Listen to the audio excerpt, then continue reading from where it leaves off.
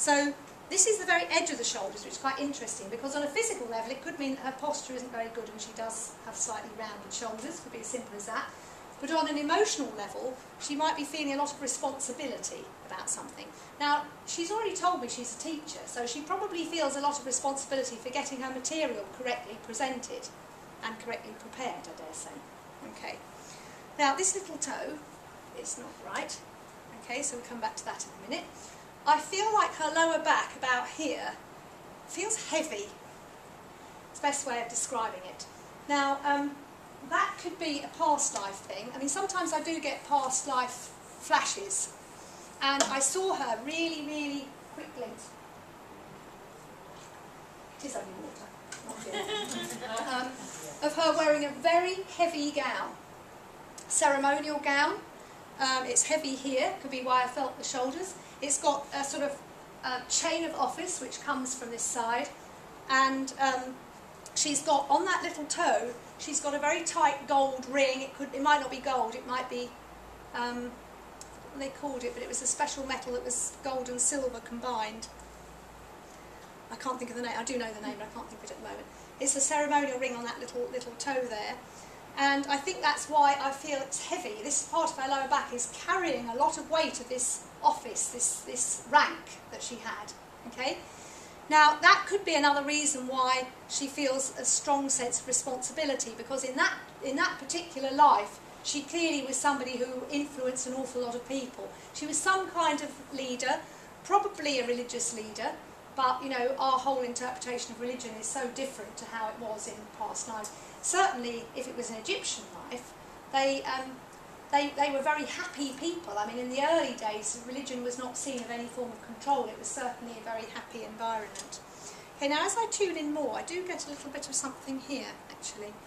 I think in that life, you may have died of some kind of heart attack or something like that. It's a little bit away from the heart, but it feels like what happened was there was a grasping pain there. That was what I just got. Right. Okay, you don't have any indigestion or anything in this life, do you?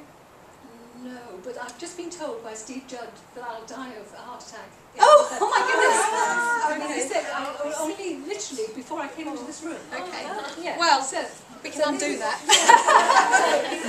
Okay, he might have been tuning in to that. Okay. That actually happens a lot. I was telling some people on the stand earlier, was it you two, that I was doing a talk with somebody and I said something and they'd actually been talking about it earlier that day. So the thing is, I can't rule out that somehow I read that conversation. So, you know, it may not be as strange as it sounds. Okay. Now, any other, no, but in this life so far, you've not had any physical things with your heart? No. No, okay. Do you get any palpitations when you're doing something? Do you get a bit of stage fright or anything like that? Stage fright. Fast heart? Only, not particularly. No? Okay, so nothing physical at all. That's good, really. That's good. Okay, well now, if that's already come up for her, I suggest what we do, normally, I mean, I'll go back a bit and explain myself better. If I'd actually felt that what she had was a knife in her chest or something like that, which I sometimes get bizarre images like that, then it's very easy because you just go up and take the knife out. It's easy, you know. But if she's had a heart attack, it's a bit more difficult, isn't it? Because I've got to quickly do some resuscitation on that. So it's not going to be a very good show for you. So what we'll have to do is we'll have to use our collective imagination to create for her a special brew of something which is going to heal her. Okay? So can I give you a glass here? Oh, yes. Yes, and if you drink that, that will sort your heart out. Now, to really imagine it going down and really calming that part of your body.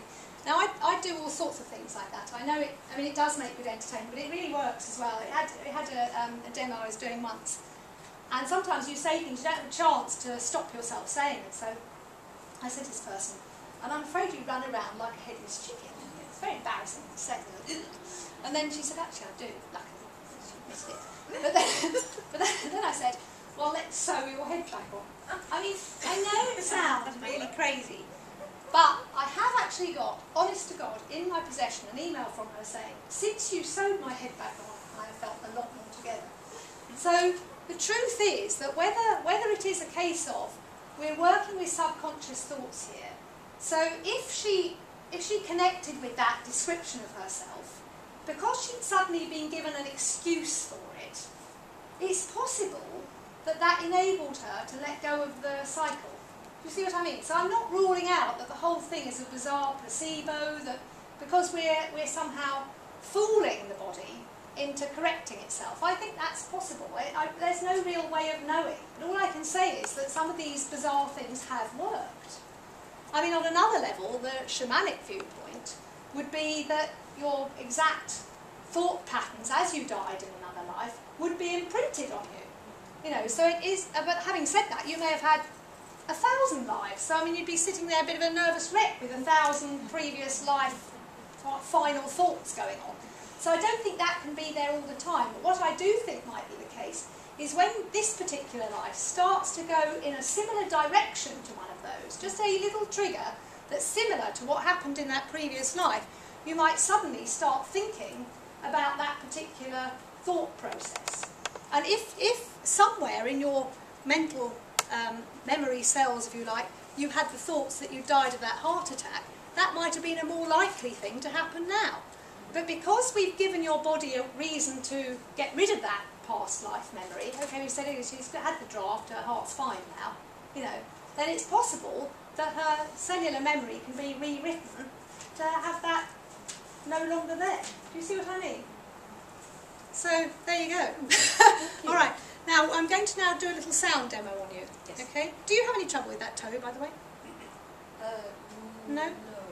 Okay, it doesn't matter. And what about your shoulders? Oh, I keep all my responsibility there. And Right. They're very They're a bit stiff tight. at the moment. Yes. Yeah. They certainly felt a bit like you could do with putting your shoulders back Yeah. a bit more, I'm afraid. But a lot of us could do with that, so no insult meant. Okay, now I'm going to demonstrate a sound. I do quite a lot of different sounds. I found sound is a fantastic way of using vibration. So I think all energy healing works with vibrational frequency, if you prefer. So Reiki and all these other systems are producing a kind of wavelength, if you like, a frequency from your hands which go into the body of the person who's receiving the healing. And there's lots of different ways of affecting frequency, but one of the most profound ways is by introducing sounds. So I use sounds for clearing, I use sounds for changing emotions, because you can program sounds just by your thoughts. If somebody's come to you and they're depressed, if you make a sound to them that's a joyful sound and you programmed it with joy, you might have a chance of actually getting rid of their depression. They've got to be ready to let go of a depression. That's something that you've got no control over. They have to be ready to take responsibility for changing and getting better. But if they are in that place, then it can be very profound. But the third type of sound that I do is an activation sound. And this is if people feel they want a little bit of a spiritual boost. So you can choose whether you would like a clearing sound or an empowering sound or an activation sound. a clearing sound. A clearing one, okay. So now if you know, when you drew your symbol, if you had a feeling in your body that was telling you that you had a little block, or if any of you know that you have a problem with a particular part of your body, while I'm making this sound, try and imagine that that sound is also going to the little block in your own body. Okay, and you may find that you get a spontaneous improvement from it as well. Can I take your glasses off? Oh, yes. They might be in the way. All right, you ready? Yes.